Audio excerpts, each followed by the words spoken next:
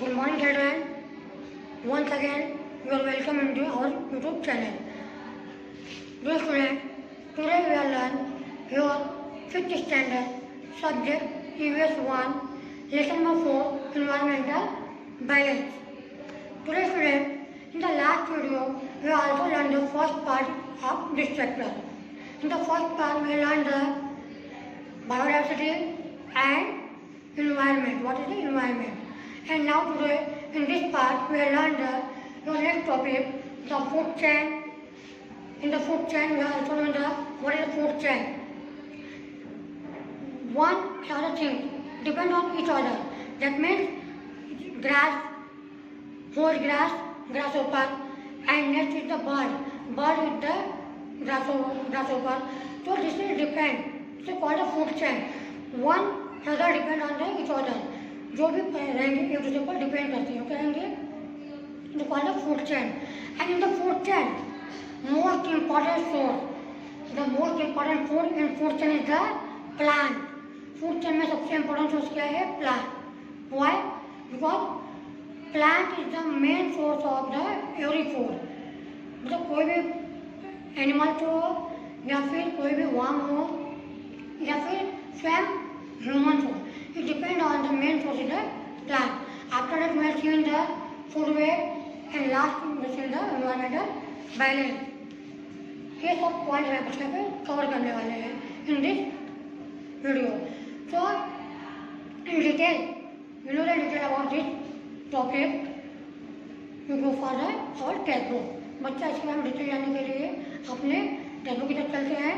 तो now command start textbook. So dear student, you look at the pictures. In the given pictures, it shows the grass, grasshopper, bird, and the sun. So first, dear student, the grass receives light from the sun, water, and air, and grow. जो grass है sunlight की वजह से, carbon dioxide से, water से, इन सब चीज़ से क्या होती है? ग्रो होती है. And after that the grass hopper is the grass and leaves. क्या पे लिखा बच्चों? Grass hopper is the grass and leaves. जो ग्रास होपर होता है वो ग्रास को या फिर जो लीव्स होती है, पत्तियाँ होती है, उनको यूज करता है. And after that the bird is the grass hopper. अभी जो बर्ड होती है क्या करती है? ग्रास होपर को यूज होती है, ग्रास होपर को यूज करती है, खाती है. उसने बताया this is link to each other. It's all are the link to each other. ये सब एक दूसरे से रिलेटेड है. ठीक है, क्वेश्चन दिया है. Can you tell in this question given the who is bird. Today student some birds like eagles, owls and snakes eat birds and their young ones. तो बच्चे कुछ बर्ड होते हैं जैसे कि ईगल हुआ, ओवल्स है, स्नेक्स, ये सारे बर्ड्स ये क्या करते हैं? ये सारी चीज़ें कि जो है बर्ड्स को यूज करती हैं. And next question given here, what is the food of plant? बच्चों what is the food of plant? Today student, plant prepare their own food with the help of sunlight, air, water and minerals absorbed from soil. जो plant होता है वो अपना food कैसे बनाता है? Plant prepare their own food with the help of sunlight. जैसे हमने यहाँ पे देखा था with the help of sunlight की हेल्प से. इसके अलावा और भी चीज़ें हैं जैसे कि मिनरल्स हैं, वाटर्स हैं, ये सारी चीज़ें से वो अपना भोजन तैयार करता है. एंड हम देखते हैं व्हाट इज द चेन. जो सबसे फूड चेन, ये चेन क्या है? तो student you look at here, there are several links in this chain. इस चेन में बहुत सारे लिंक दिख रहे होंगे, 1 2 3 फिर बहुत सारे लिंक होते हैं चेन में. If the links were to separate from each other, could they be called a chain? जो इस लिंक है सेपरेट फ्रॉम each other, ये एक दूसरे को कैसे पकड़ के रखे हुए, इसको कॉल्ड है चैन. ये कैसे बनता है? चैन बनता है. Even through each link is a complete object, it is join to the link before and after it. बच्चे सारा ऑब्जेक्ट जो है ये हमेशा कंप्लीट होता है, चैन एक दूसरे ज्वाइंट होते हैं, कॉल्ड चैन. कमिट है. If any link come lose the chain is broken.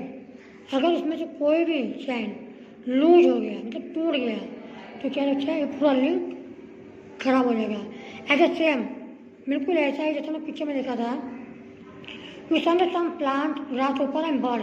जैसा बच्चा पिक्चर में देखा था कि प्लांट था, ग्रास ऊपर था और बर्ड था। They all are connected to each other. ये सारी चीज़ें क्या थी, एक दूसरे से कनेक्ट थी।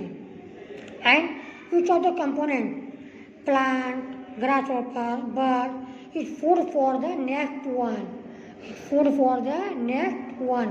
जो भी कंपोनेंट है, जैसे प्लांट है, ग्रासहॉपर है, बर्ड है, ये एक दूसरे का भोजन है। जैसे कि नेक्स्ट मतलब प्लांट का किसका भोजन है, ग्रासहॉपर का, and the grasshopper food from the bird, bird का भोजन है।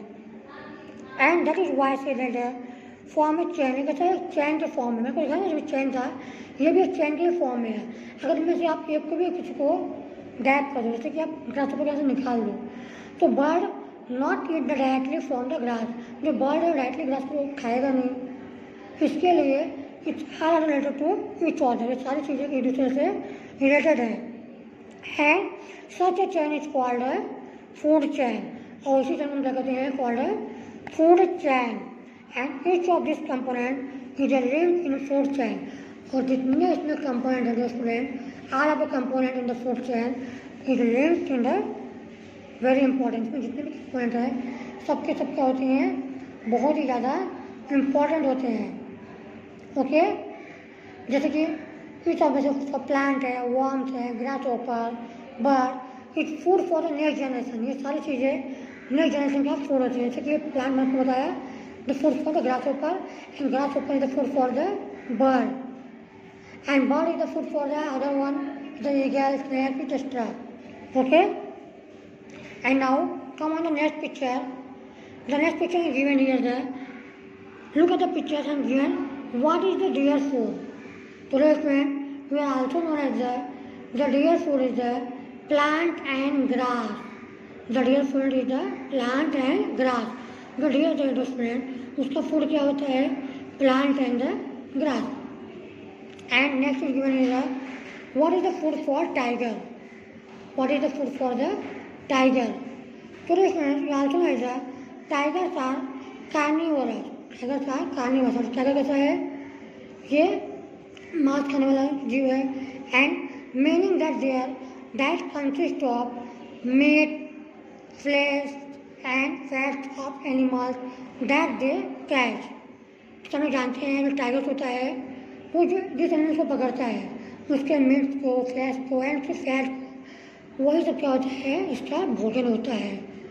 Okay, we also know that tigers are the carnivorous. Okay, and given the next picture. उसके आपको एक और पिक्चर दिख रहा होगा, यहाँ पर दिखाया गया है what is the missing in this picture. आपको इस पिक्चर में कुछ मिसिंग दिख रहा है, कुछ ऐसा है जो यहाँ पे नहीं है। यस, तो दिख रहा है।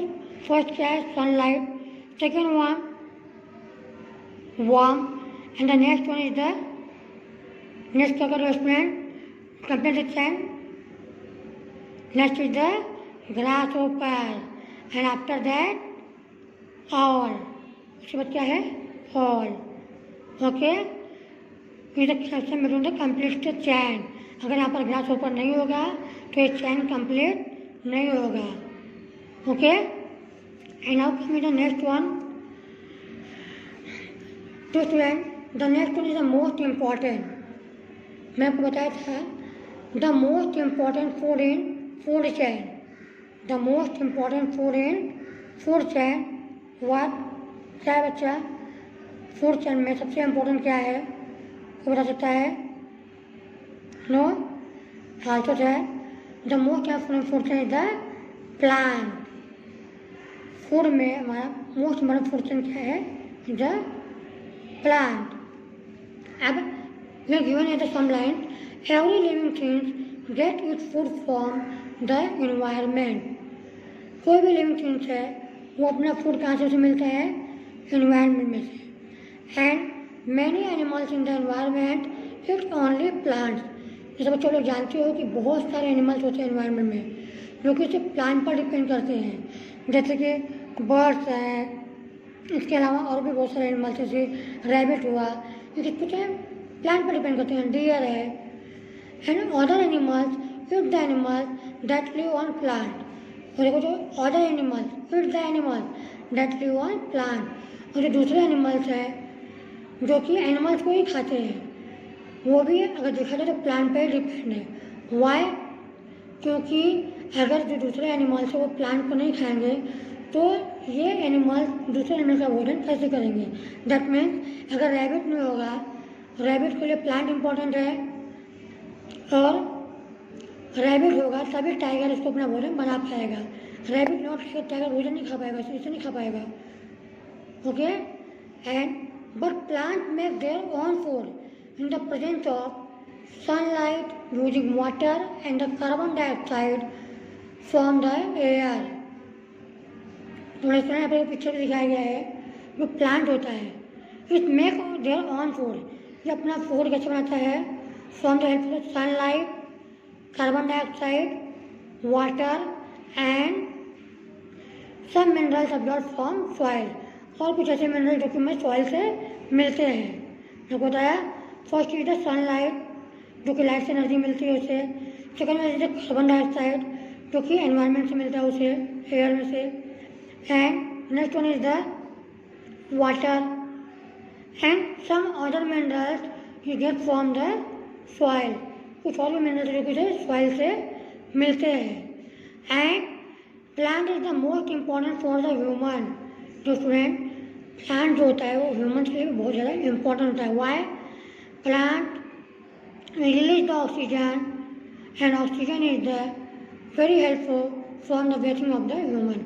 तो पता है बच्चा, ह्यूमन ऑक्सीजन ही रिसीव करते हैं, हम लोग ऑक्सीजन को रिसीव करते हैं, कार्बन डाइऑक्साइड को छोड़ते हैं, और प्लांट होते हैं receive of carbon dioxide and release the oxygen, and oxygen is very helpful from the life of the human. Okay, it means that plants are the main support of every food chain.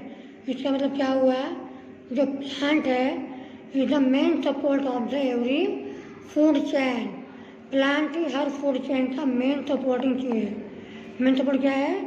Plant. And now next one is given here the food web. What is the food web? ये food web क्या है? ये food web क्या है? तो food होता है जैसे जैसे भोजन के बाद जाल जैसा होता है, तो डिपेंड ऑन द ईच होता है, पूरा जाल जैसा होता है। पिक्चर दिख रहा होगा, हम लोग कहते हैं पिक्चर इन बिलो, यहाँ पे पिक्चर दिख रहा है। एंड दिस पिक्चर तो हम लोग देख रहे हैं क्या है, ये ग्रास है, और यहाँ पे कुछ ग्रेप्स वगैरह हैं, ग्रास और कुछ ग्रेप्स है जिनमें आपको दिख रहा होगा। ग्रास को बहुत सारे एनिमल्स जो कि यहाँ से इसको यूज करते हैं, जैसे कि यहाँ पे डियर है, नेक्स्ट वन देखो यहाँ पे रैबिट है, फिर उसके अलावा देखोगे ग्रास ऊपर वॉर्म, इस सारे क्या करते हैं, ग्रास को यूज करते हैं। आप ध्यान से देखो, ग्रास से डियर, फिर डियर को wolf, and the next one also is the so grass deer wolf, grass deer lion, next grass grasshopper bird, grass worm bird, grass rabbit, and next is the eagle. Okay, फिर यहाँ पे ध्यान हुए इससे बहुत सारे animals हैं, इससे रिलेटेड टू ईच ऑर्डर। जैसे कि एक ही एनिमल है, फॉक्स है, फॉक्स को दिखा होगा आपके, डियर को भी ईट कर सकता है, रैबिट को भी ईट कर सकता है। लायन है, लायन डियर को भी ईट कर सकता है और रैबिट को भी सकता है। Bird it's also with the grass ओपर एंड वॉर्म, दोनों को ईट कर सकते हैं। And you see the grass ओपर को frog, and after the frog the snake. और यहाँ पे आप देखोगे from the grapes next generation mouse, mouse is the snacks also for the snake, and next is the eagle. Eagle भी इसे खा सकता है माउस को, और स्नैक भी खा सकते हैं। That means is the food web. क्या हो गया, ये जाल की तरह हो गया, सब एक दूसरे से रिलेटेड है, everyone related to the each other. And a food web consists of all food chain in a single ecosystem. A food web is a consist of all food chain in a single ecosystem. Okay, we also know is the what is the food chain? The most important food and food chain is the plant, and next is the food web. And now coming the next and most important is the environmental balance. Today student, environmental balance. Under environmental balance, there are many food chain in our environment. हमारे में बहुत सारे food chain होते हैं.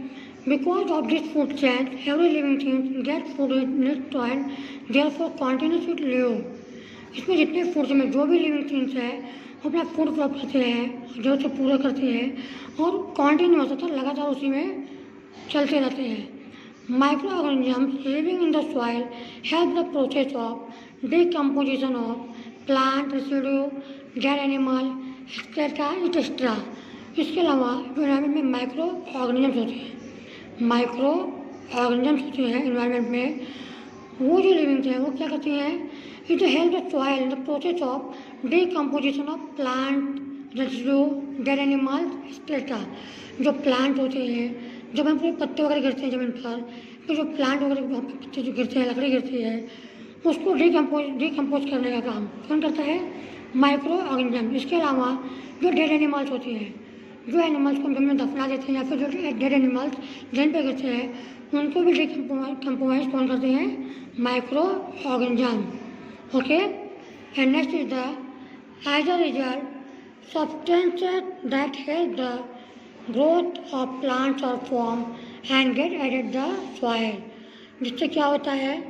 ये सब के सब धीरे धीरे सॉइल में मिलने के बाद प्लांट को ग्रो करने के लिए बहुत ही हेल्पफुल होते हैं. And plant use them for their growth. और इन सब का यूज़ कौन करता है? प्लांट. किस लिए? फॉर देयर ग्रोथ, अपने ग्रोथ के लिए. Next one, the plant use substances in the soil for their growth and when plant and animals die the decomposition of their remains as this substances to the soil once again. हम बच्चों जो plant होता है use करते हैं substance को soil से for their growth, अपने ग्रोथ के लिए. And when plants and animal die, और वापस से जब प्लांट और एनिमल डाई होते हैं, तो प्लांट टूट जाता है या फिर एनिमल जब मर जाते हैं, तो वापस वो डिकम्पोमाइज होते हैं किसमें? सॉइल में. एंड आफ्टर दैट द उसके बाद फिर से वही प्रोसेस चलता है. वो डिकम्पोमाइज होंगे, फिर से प्लांट उनको रिसीव करेगा और ग्रो करेगा. Okay. This is an important cycle in the environment. ये कहता है एक इम्पॉर्टेंट साइकिल है. जैसे मैंने आपको बताया कि प्लांट ग्रो करेगा और सॉइल से, उसके बाद प्लांट को एनिमल्स ईट करेंगे, वापस जब एनिमल डेड होंगे या फिर प्लांट का डेड होगा तो वापस वो मिट्टी में मिल जाएगा और फिर मिट्टी उसे डिकम्पोमाइज कर देंगे. जो माइक्रो ऑर्गेनिजम्स होते हैं सूक्ष्म जीव उसे डिकम्पोमाइज कर देंगे, फिर तो मिट्टी में मिल जाएगा और वापस से प्लांट ग्रो करेगा. मतलब ये प्रोसेस लगातार चलता रहेगा. This is an important cycle in the environment. And next, also living things get a continuous supply of water because of the water cycle. इसके अलावा जो लिविंग थिंग्स है वो कॉन्टिन्यूस सप्लाई कर देगा वाटर का because of the water cycle. किससे? Water cycle से. जब बच्चों पे दिख रहा होगा जैसे कि मैंने pictures of the water cycle, वो मैंने आप लोगों को लास्ट लेक्चर में बताया था, हमने पढ़ा था हमने वाटर साइकिल में कि कैसे जब हीट गर्मी बढ़ती है तो यहाँ से जो वाटर होता है वो वार्म होकर मतलब गर्म होकर वापस से भाप बनकर आसमान में आता है, फिर वहाँ पर जमता है और जब ज़्यादा भारी होता है तो वापस से वही किसी टकरा कर आपस में उनसे बारिश होती है और फिर से वो धरती पे आता है, वापस से नदी नालों में बहता है और फिर जब गर्मी बढ़ती है तो फिर से वापस से भाप बनकर ऊपर आता है. मतलब ये प्रोसेस लगातार चलता रहता है. It called the water cycle. Okay. Next one, living things use oxygen from the air for the breathing. मैंने आपको बताया था बच्चा भी ऑक्सीजन में कहाँ से मिलता है? Is release from the plant release करते हैं और एयर में, और एयर से हमें ऑक्सीजन मिलता है. ब्रीथिंग जब हम श्वास लेते हैं. And give out carbon dioxide gas, और जो कार्बन डाइऑक्साइड होता है उसे हम क्या करते हैं? गिव आउट मतलब बाहर छोड़ते हैं और ऑक्सीजन को रिसीव करते हैं. Plant use the carbon dioxide from the air for making their food. जो प्लांट होते हैं तो कार्बन डाइऑक्साइड को रिसीव करते हैं for the making their food. वो एयर में से कार्बन डाइऑक्साइड को रिसीव करते हैं अपना भोजन बनाने के लिए। And oxygen is the given out in the process and get added to the air again. और ऑक्सीजन को वापस से छोड़ देते हैं बाहर और वो ऑक्सीजन वापस एयर में मिल जाती है। ओके, आपको समझ में आया? जैसे कि human receive the oxygen and release the carbon dioxide and plant receive the carbon dioxide and release the oxygen. This too is a cycle in nature. Okay, last point, there are several other such cycle in the nature. इसके अलावा और भी बहुत सारे ऐसे cycle जो कि nature में हमारे फैले हुए हैं। Thus there is interaction among living thing and between living and non living thing. और इन सब में इंटरेक्शन है। ये सारे के सारे एक दूसरे से रिलेटेड होते हैं, चाहे वो लिविंग थिंग्स हो या फिर नॉन लिविंग थिंग्स हो। ओके,